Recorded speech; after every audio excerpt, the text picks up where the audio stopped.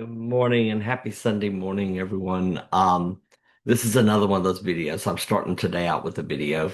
Um, this does not represent any organization that I work for or am associated with. This is just from me.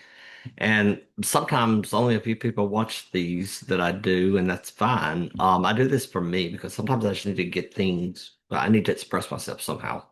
And we live in an environment where that's really difficult to do. So this is what I'm doing for my own mental health. I want to cover a few points that I don't think Trump persons or people that support Trump are really going to be upset at this. I think I have more of a risk of some of my liberal friends being upset at this, which I am liberal. So, but I need to state this. I see a lot of people out there, basically the old adage of fight fire with fire. They're doing the same thing that the Trump supporters are doing by arguing and fighting and debating them. And when you do that, it doesn't work to change point of view. I enjoy some of it. I mean, some of it's really witty and great. And some of the stuff that Gavin Newsom does is funny.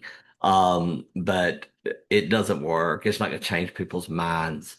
When you're debating or arguing with somebody, if you could think back of all the arguments you have outside of your husband or children or your immediate family, but any arguments you've had in the past with somebody, especially about political beliefs, somebody gets offended, first of all, and that's okay sometimes if they're just so outrageous, but it doesn't change their mind. They get defensive.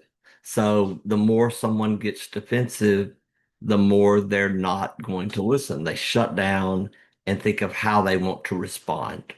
And that response is going to be a defensive response, and it's going to make them dig in on their beliefs even more, especially if people state that someone is ignorant or stupid or whatever insults they hurl. When that happens, people aren't going to listen to you anymore. They've cut you off right at that place. Just doesn't work. So that's the first point I want to make. I'm trying to make this as quick as possible. I put down a couple of bullet points that I wanted to hit, so I could make sure I did this. Um, None of this means I don't stand up for what I believe in. Okay, so if someone is being racist or homophobic or transphobic, I'm probably going to state something. I'm not going to debate them on it. I'm going to state that I'm going to state what I believe is true. And when I state I believe that racism is wrong, and you should actually not only be not racist but anti-racist, and homophobia is wrong, and discrimination against immigrants is wrong, and the way we're treating immigrants right now is wrong. And you might say they came into the country illegally. Well, some did. Some they're arresting some people that came in legally, and sending them to countries they didn't even come from. But a lot of, I would say, 99% of immigrants that come into this country illegal, it's because there wasn't a functioning way for them to get in otherwise. Our borders have never had the court system and everything set up for persons to actually go through it and have an immigration system that works. So a lot of times their only choice to get out of a really bad situation, most of the time asylum seeking, because they're in danger for their life, and they come here and they work hard. And when they're working so hard, it's the same thing our ancestors did. Every one of our ancestors, unless you're Native American, every one of them did the same thing. We had to get here somehow. And if there was a legal system in place, we tried that legal system. And a lot got here by the legal system. A lot got here illegally and then became citizens later. So, and you could say they were all illegal because actually it was the Native Americans' land that we just came in and took it. So I guess, all white Europeans are um, immigrants that came here illegally in the beginning, going back to Columbus and the Pilgrims. So anyway, so that's what I want to say about that. And still stand up for what you believe, though. But when you're arguing and when you're debating someone, especially when it gets personal, it just doesn't work to change their mind. Um, I'm proud to be a liberal. To me, what liberal means is that I am standing up against racism. I am standing up against homophobia. I am standing up against transphobia. And I'm standing up for all persons' rights, no matter who they are. I want to stand up for everyone's rights. Um, As long as someone is not being violent or promoting violence, I'm going to stand up for them because they deserve that. We deserve that. Every person, if you just put yourself in someone's place, if you're an immigrant that immigrated from, let's just use an easy one, Mexico, and came in and they ship you off to El Salvador, which is happening, to a horrible prison. And some of them are even legal. They're here legally on a work visa or whatever they're here on, and they get picked up and shipped, sometimes accidentally, sometimes on purpose, or held in some horrible camp that we've come, they have the Alligator Alcatraz, but they have other ones. There's one in Alexandria, Louisiana that's just horrendous. And they're converting part of Angola, which is a horrible prison in Louisiana, to hold immigrants until they can either ship them out or do something with them. And we don't get to communicate with them. It's very difficult for them to reach the outside. That is horrendous. We're taking them away from their kids. We're taking kids that are in college. We're taking parents that are away from their children. It's just horrible. And, not to mention eyes with masks on their face, which just seems just totally immoral to me to go around the streets. We talk about the Middle East a lot and some of the things that happen in some countries in the Middle East. This looks like that. Okay. So to the outside world, we look like that right now.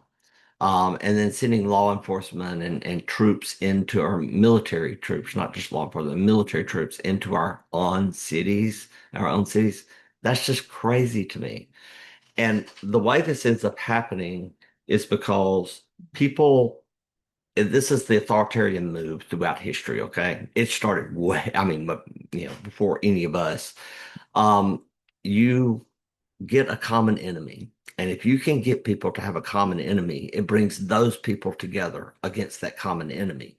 And that's what's happening right now. We first made enemies out of persons that were gay. Before that, persons that were of color, persons that are gay, immigrants, because we don't understand them. And I believe that's what's part of the rural urban divide here. In an urban setting, you're forced to be to have a lot of diversity, whether it's in the workplace, whether it's in your personal life or whatever. You're exposed to people of different cultures, different belief systems, and you accept that because you know the person. And people in rural areas don't have as much opportunity for that. They may not have those close friends or close allies and workplace people that it brings in as much diversity as in urban areas. And I'm not saying there's none. There is some. There's plenty of persons of color and gay people that live in rural areas. But in an urban setting, you're right next to them all the time. So you learn and you learn that empathy or you gather that empathy. Um, so I think that that's part of it, maybe that divide that we have. I think that when people get in their idea that they are Republican or they are a Democrat, they think that they have to vote that way. No matter the person going into office, they have to vote that way. And what happened, especially with the Republican Party this time, is there was a split. There was the Republicans that were the Mike Pence, the George Bushes, the Reagans, and then there was the new wave that came through, which Trump took hold, and everybody seemed to just bend in his will. And when I say everybody, I'm talking about other political persons in that party. And he took over the party, and he did it in a way that I don't think people listening to Fox News and conservative podcasts realized he did it. All my opinion. But I think that he called himself a Republican and people voted Republican because they always have. Just look at the candidates, look at what they stand for. I'm a Kamala Harris fan. I was always been a Kamala Harris fan from way back before she ran for president or ran for vice president. I was always a Kamala Harris fan, the most qualified person in the world. And we didn't vote for her. And some of that, maybe not all of it, but some of that was because she was a black female. Maybe just because she was female, maybe just because she was black and Asian. I don't know. But we passed over a very qualified individual that believed in kindness, warmth, empathy, and getting the economy straight and persons' rights. all at the same time for who we have in office now. So I disagree with that. But mostly I want to state that I was for her. So I don't want to say that I dislike people that voted opposite from me. That's not true.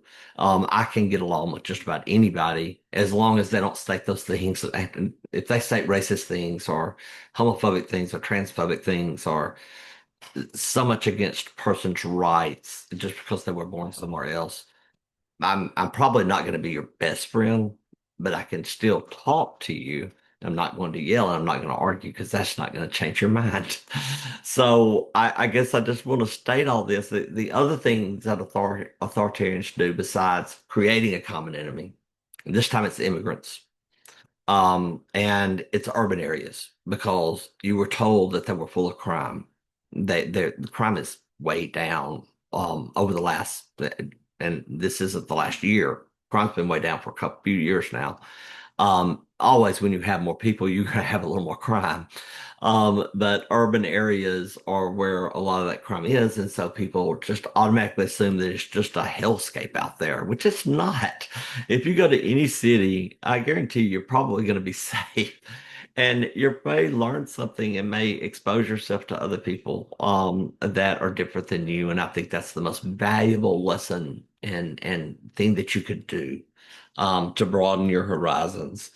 So that's the way authoritarians have always worked. I'm looking down at some bullet points. I'm missing a whole bunch of them because there's just I've got too much down on the bullet points. So I'm just kind of talking off my top of my head on all this. But I needed to say it. I love people. I love all of you. I am not aggressive person. I'm a very kind, loving person, I think. So I don't want anybody to take this the wrong way.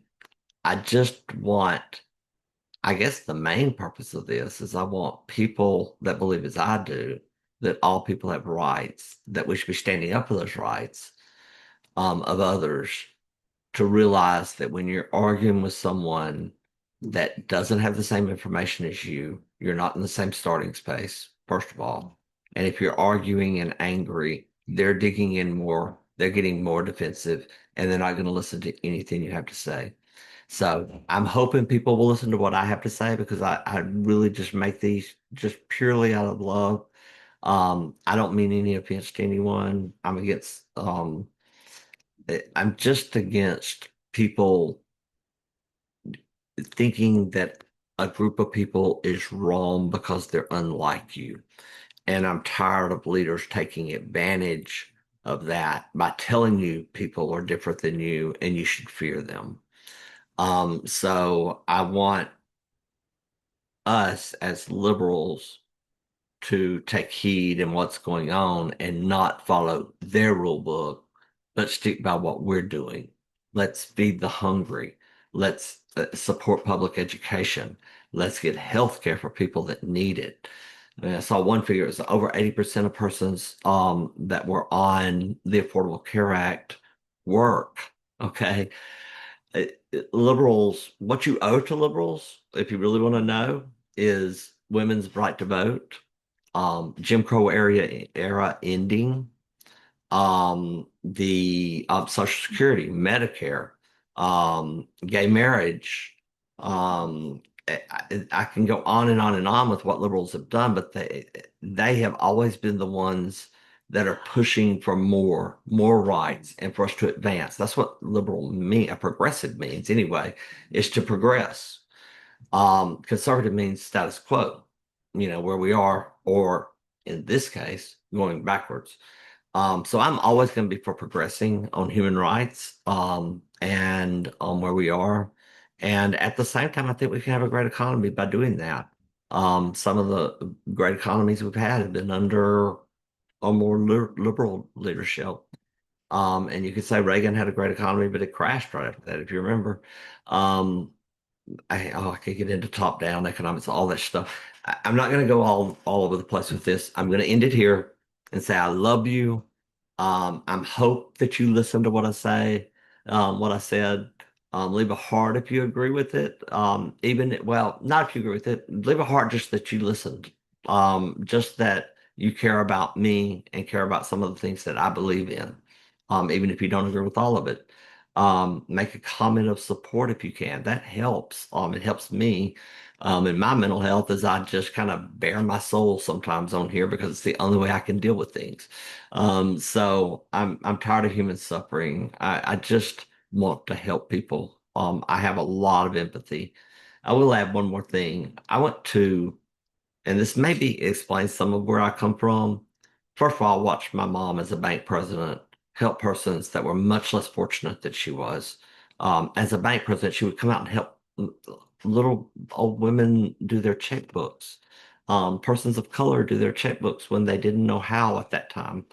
Um, she was an inspiration to me during that time, and she didn't even know it. But I found that to be extremely powerful. The other thing that had a big influence is I switched schools a lot. Um, I went to public schools. I went to private schools. I went to one public school that was about half and half, racially split. And then I went to an almost all black public school for a couple of years.